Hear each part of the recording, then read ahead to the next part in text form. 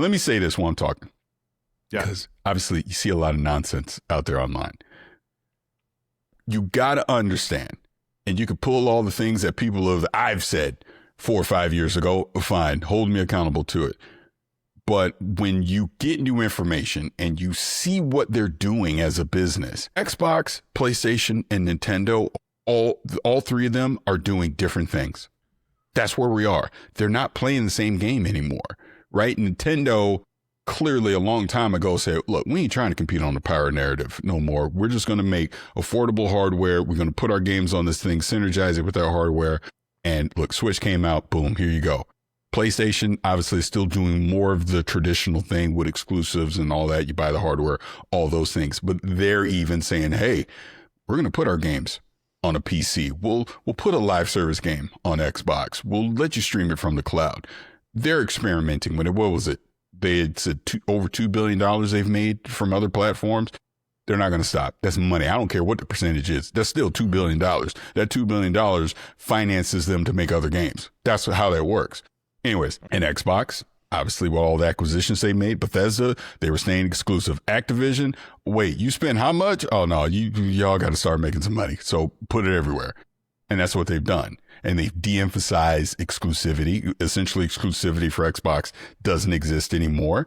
And like we asked the question a year ago to Phil, all right, why am I buying your hardware? He's saying we're going to do something unique with it that you'll want to go buy it regardless if the game's exclusive to it or not.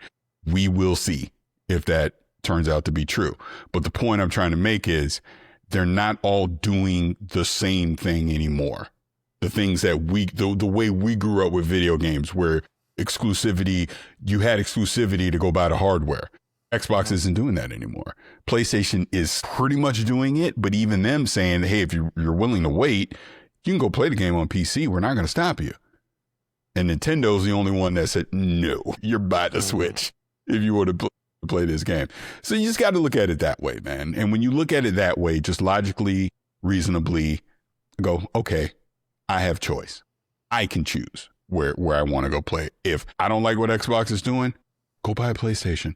You can go play the Forza Horizon 6 on the PlayStation. That's what they've told you. But if you like what Xbox is doing, you like the flexibility, the Game Pass and the services, and buy the game once with Play Anywhere and go all this stuff, go do that. If you love you some Mario and Donkey Kong, go get a Switch. I mean, that's all it really comes down to. The rest of the stuff that we see, is just noise when it comes to that. People not liking change, want their gotcha moment or want to hold on to something that in 2026 is irrelevant. It just is. Regardless of what it was 5 years ago, it's irrelevant today. I think Xbox's play is, now that they're arguably, if not the biggest, probably one or two biggest publishers in the world, is don't forget, their games are also going to be on the Steam store. Their games are also going to be on the Epic store. Sure, they're going to lose a cut to them, but it's about availability, making sure that where you want to play, where you want to buy your games from, their games are going to be available there. And I think that's their strategy moving forward. I think as a consumer, to your point, I look at that, look at what Xbox is attempting to do, obviously what Valve is about to do with the Steam machine. I get to have essentially a PC that sits in my living room and I have access to my entire PC digital library. Sign me up. I'm all for that because I get to choose. It's not about where they want me to go.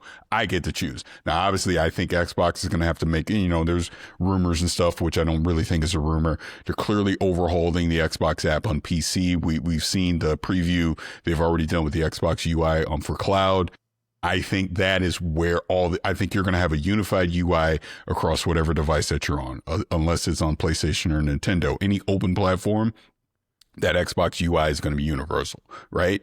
I think the incentive is going to be Play Anywhere if you want to outright own the game, and then clearly Game Pass, whereas essentially Game Pass is going to have Play Anywhere aspects to it as well. If I want to play it on my Xbox, I can. If I want to play it on my PC, I can. I want to stream it on the cloud, I can. Now, can I play it on the PlayStation or Nintendo? No. Go buy it again if you want to go play it on there. But that's the incentive that they're saying, that, hey, we're going to allow you to play across multiple hardware devices and cloud stream. But if that's not what you want to do, the game's here on PlayStation for you too. It's here on Nintendo for you too, if you so choose. Player choice. That's how I think. That's where I think they're trying to compete now, right? Where like, okay, because look, Phil said it when he was on XCast a few years ago, crazy interview. We can't out console PlayStation. They tapped out. Doesn't matter if Starfield's 11 out of 10. We're not going to beat them. All right, if you can't beat them, join them, figure out another way to compete. And that's what they've done. You know, look, my foot's been in my mouth for freaking 2 years over this crap. Okay. But that's what they did. You know, you see what they're doing, you learn from it, you get educated on it, and you understand it. And all right, this is what they're doing. Look, Gears E Day 1, PS5 Pro, I'll be playing it on there. Right? You know what I'm saying? So it's like, whatever. Yeah.